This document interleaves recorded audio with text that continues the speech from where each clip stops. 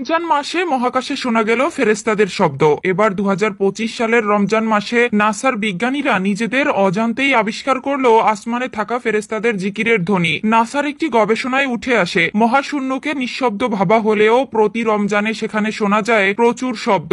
গবেষকরা সেই শব্দ শুনে বলছেন যেন কোটি কোটি মানুষ একসাথে গান গাইছেন। কিন্তু 1400 বছর পূর্বে রমজানের কিছুদিন আগে শবে মেরাজের রাতে রাসূলুল্লাহ সাল্লাল্লাহু আলাইহি ওয়াসাল্লাম বলেছিলেন মহাকাশে প্রতিনিয়ত ফেরেশতারা জিকির করছে। তবে কি এবার রমজান মাসে বিজ্ঞানীরা রেকর্ড করলো ফেরেশতাদের জিকিরের ধ্বনি? আগে বিজ্ঞানীরা অনুমান করত মহাকাশ যেহেতু বায়ুশূন্য স্থান, সেখানে শব্দ হওয়া সম্ভব না। কিন্তু মহাকাশ গবেষণা কেন্দ্র নাসার একাধিক গবেষণায় বর্তমান সময়ে এটা প্রমাণিত যে মহাকাশে শব্দ হচ্ছে। নাসার গুরুত্বপূর্ণ সব প্রতিবেদনে দেখানো হয়েছে কিভাবে মহাকাশে শব্দ হয়। এমনকি নাসার অত্যাধুনিক টেলিস্কোপ ও যন্ত্রপাতির সাহায্যে এসব শব্দ রেকর্ড করা হয়েছে। চলুন একবার শুনে নেই সেই জিকিরের শব্দ।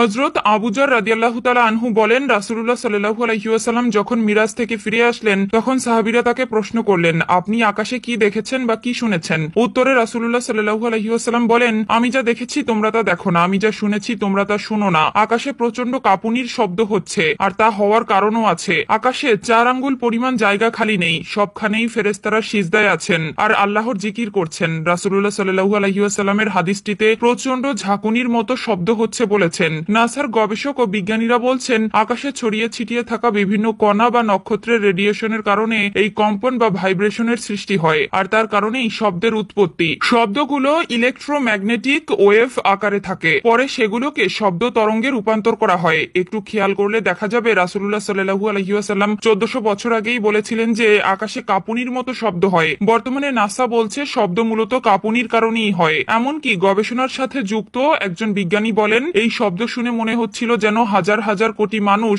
একসাথে জিকির করছে। অথচ আমাদের প্রিয় নবী 1400 বছর আগেই বলছেন যে ফেরেশতারা একসাথে আল্লাহর জিকির করছেন। আমেরিকার মহাকাশ গবেষণা সংস্থা নাসা এমন শব্দ আবিষ্কার করেছে ঠিকই, কিন্তু তারা এর পেছনে বিভিন্ন কারণ উপস্থাপন করেছেন। কিছু গবেষণায় বলা হচ্ছে নক্ষত্রের চৌম্বক ক্ষেত্র, আবার কোথাও আবার বলা হচ্ছে প্রাচীন মহাবিশ্বের বিস্ফোরণের শব্দ। তবে মহাকাশে যে শব্দগুলো শোনা যাচ্ছে মহানবী সাল্লাল্লাহু আলাইহি ওয়াসাল্লামের হাদিসের বর্ণনার সাথে তা পুরোপুরি মিলে যায়। এছাড়াও রাসূলুল্লাহ সাল্লাল্লাহু আলাইহি ওয়াসাল্লাম আরো বলেন, উটের পিঠে চড়লে যেমন শব্দ হয় আসমান তেমনই শব্দ করে উঠছে। আর এই শব্দ করা তার জন্য ঠিক আছে, কারণ তাতে 4 আঙ্গুল পরিমাণ জায়গা এমন নেই যেখানে কোনো ফেরেশতা নিজের মাথা আল্লাহর জন্য সিজদার নিমিত্তে অবনত করেনি। আল্লাহর কসম, আমি আল্লাহর বরত্ব ও প্রতিশোধ গ্রহণ যেরূপ জানি, তোমরা যদি সেরূপ জানতে অবশ্যই তার শাসনের ভয়ে তোমরা কম হাসতে ও অনেক বেশি কাঁদতে, আর অধিক ভয়ের কারণে নারীদের নিয়ে বিছানায় আরাম করতে পারতে না, বরং উচ্চ স্বরে আল্লাহর কাছে পানাহা চাইতে চাইতে টিলায় গিয়ে উঠতে। মহান আল্লাহ তাআলা আমাদের সকলকে প্রিয় নবীর সুন্নতের উপর চলার তৌফিক দান করুক এবং পবিত্র রমজান মাসে 30টি রোজা সহিভাবে রাখার তৌফিক দান করুক। আমিন।